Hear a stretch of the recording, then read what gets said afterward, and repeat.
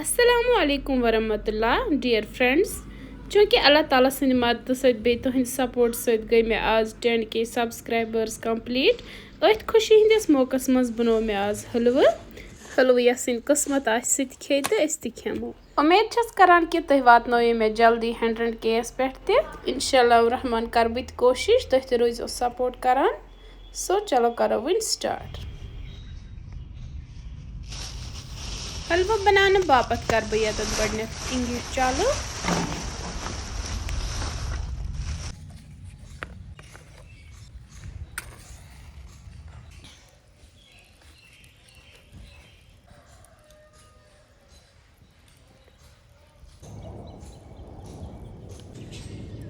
English लज गर्मिन one था बह पे बाना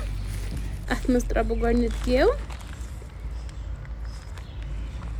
गेव मे निमित 3 पैकेट यम त्राग बह अथ मन टित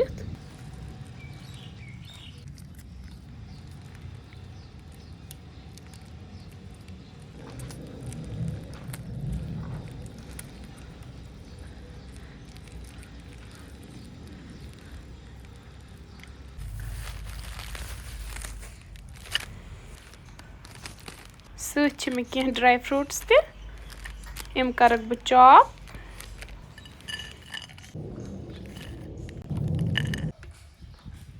यमन कोर मे नुक नुक वन करवक यम थोड़ा फ्राई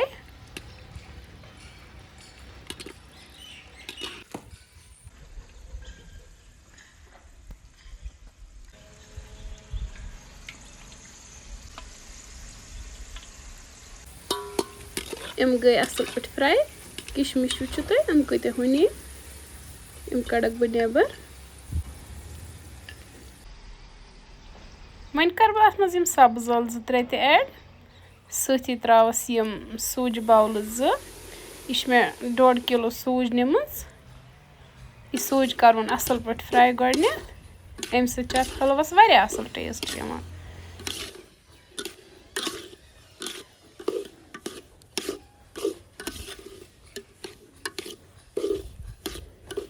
फिर दिन थवस चालू ताकि यह गस लरित त कहें चकिस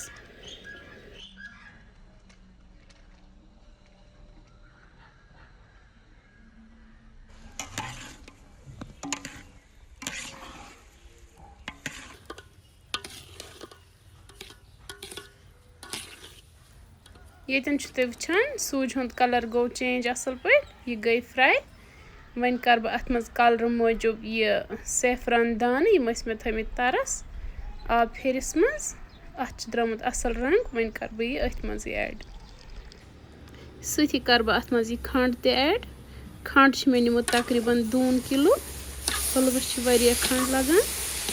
अगर तुम कम तसो पसंद तुम हेकु अत मज कम ज्यादा कर करवन मिक्स असल पे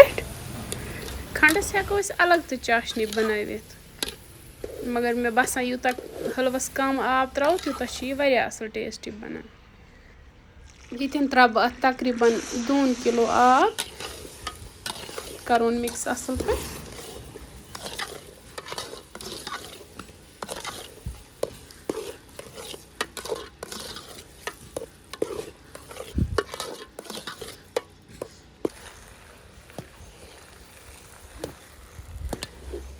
सूज तो हुने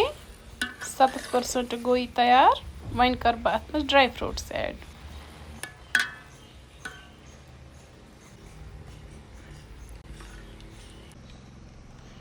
खोफर त त्रावस और बे त्रावस यह टूटी फूटी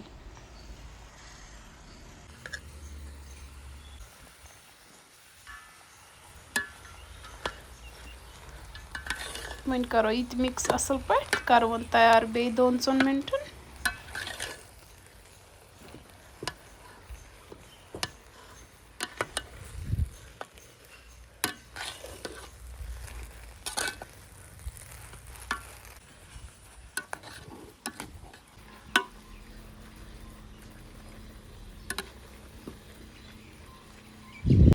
इत पे गो यह हलवा तैयार वन करो डिश आउट तो बगरावन गर्मा गर्म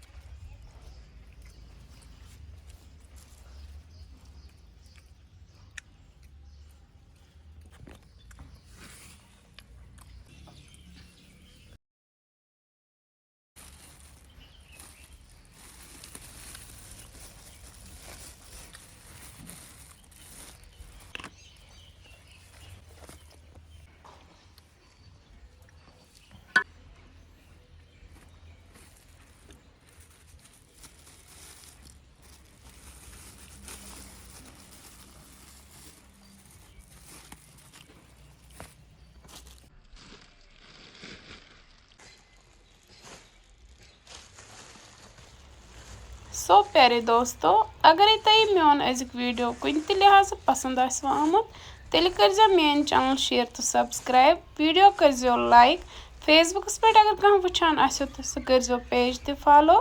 वन मिलो बेस वीडियोस मज बे कह डाल है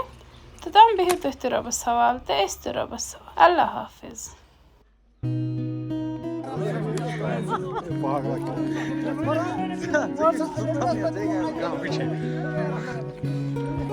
Hadi